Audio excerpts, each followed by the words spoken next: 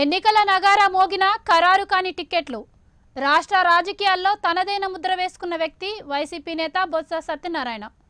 ఏ పార్టీలో ఉన్న పరిస్థితులు తనకు తన కుటుంబానికి అనుకూలంగా మార్పు చేసుకునే నేర్పరి.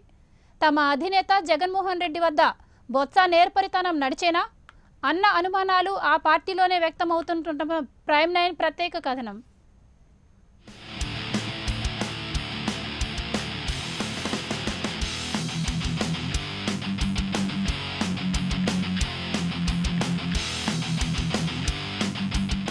రాజకీయాల్లో చాణక్యుడు బొత్స సత్యనారాయణ వ్యూహం ఫలించేనా, కుటుంబంలో తన గౌరవం నిలుపుకునేనా అన్న చర్చ విజయనగరం జిల్లా వ్యాప్తంగా సాగుతోంది. ఎన్నికల నగారా నెల రోజుల వ్యవధి కూడా లేదు. అభ్యర్థుల ఎంపిక షురూ అవుతోంది. బొత్స కుటుంబానికి ఎప్పటిలాగే ప్రాధాన్యత లభిస్తుందా, ఆ దిశగా బొత్స చేస్తున్న ప్రయత్నాలు సఫలమవుతాయానని అనుమానాలు స్థానికుల్లో వ్యక్తమవుతున్నాయి. ఆంధ్రప్రదేశ్ రాజకీయాల్లో తనదైన ముద్ర వేసుకున్న బొత్స తిమ్మిని బొమ్మని చేయగలరు. ఆయన మాటకు తిరుగులేదు. కానీ ప్రస్తుత పరిస్థితులు అందుకు విరుద్ధంగా ఉన్నాయి. రాష్ట్ర రాజకీయాల్లో చక్రం తిప్పే బొత్సకు వైసీపీలో ఆ గౌరవం దక్కడం లేదని రాజకీయ విశ్లేషకులు భావిస్తున్నారు. అందుకు తగిన కారణాలు లేకపోలేదు. 2019 సార్వత్రిక ఎన్నికలకు సంబంధించి అభ్యర్థుల ఎంపికలో బొత్సకు అధిష్టానం తగిన ప్రాధాన్యతను ఇవ్వలేదని వైసీపీ నేతల మనోభావం. విజయనగరం జిల్లా విషయానికొస్తే 9 అసెంబ్లీ, 1 పార్లమెంటు స్థానాలున్నాయి. వైఎస్ రాజశేఖర రెడ్డి హయాంలో జిల్లాలో 3 అసెంబ్లీ, 1 పార్లమెంటు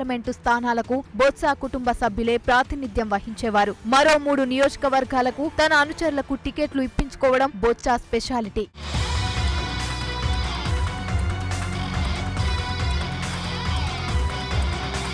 అయితే ఈసారి ఎన్నికల్లో ఒక గజపతి నగరం నుంచి బొత్స సోదరుడు అప్పల నర్సయ్యకు మినహాయిస్తే బొత్సతో సహా వారి కుటుంబంలో ఏ ఒక్కరికి వైసీపీ అధినేత స్పష్టమైన హామీ గాని టికెట్ కేటాయిస్తున్నట్టు గాని ప్రకటన చేయలేదు. బొత్స సత్యనారాయణ సతీమణి ఝాన్సీ లక్ష్మికి పార్లమెంటు సీటు గాని, చీపురుపల్లిలో బొత్స టికెట్ విషయం గాని, నెల్లిమర్రిలో బొత్స సమీప బంధువు అప్పలనాయుడుకు అవకాశం కల్పించడంలో గాని అధిష్టానం ఎటువంటి స్పష్టతను ఇవ్వకపోవడం అటు బొత్స కుటుంబంలోనూ ఇటు బొత్స అనుచరుల్లోనూ ఉత్కంఠతను రేపుతోంది.